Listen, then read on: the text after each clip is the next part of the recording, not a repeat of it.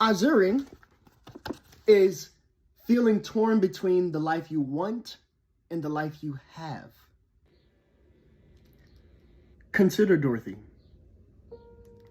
the orphan girl of Kansas, sitting up in her bed at the end of the movie while the credits roll and the music swells. With the land of Oz still fading from her eyes, she whispers to herself, "There's no place like home."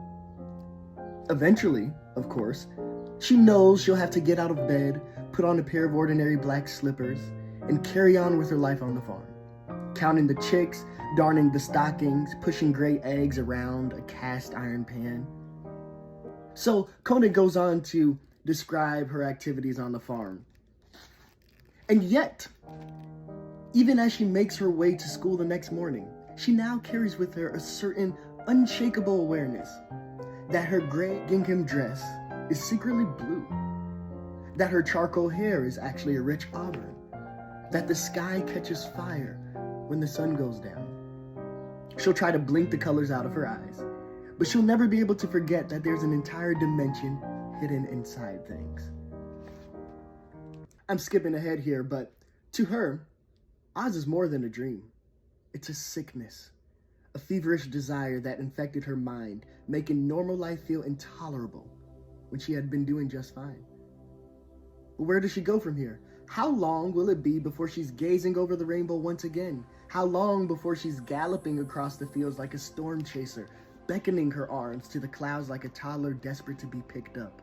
Such is life. Some days you wake up in Kansas, and some days in Oz. Sometimes the world feels pretty much stuck in place, and you've made your peace with that. Why waste time on silly pipe dreams when there are socks to darn and pigs to feed? At other times, you look around and see how exciting the world can be, how flexible and arbitrary things are, how easy it might be to cast aside your old life and get to work building the one you really want. Eventually, you have to decide what to do with this desire. Which will it be? Kansas or Oz? Life as it is, or life as it could be?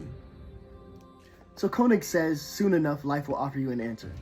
And until then, you're like Dorothy, caught in a maddening state of tension, trying to live in two worlds at once, padding around the farmhouse as it spins inside the twister, with rubies shining in her bloodstream, her auburn hair slowly turning gray.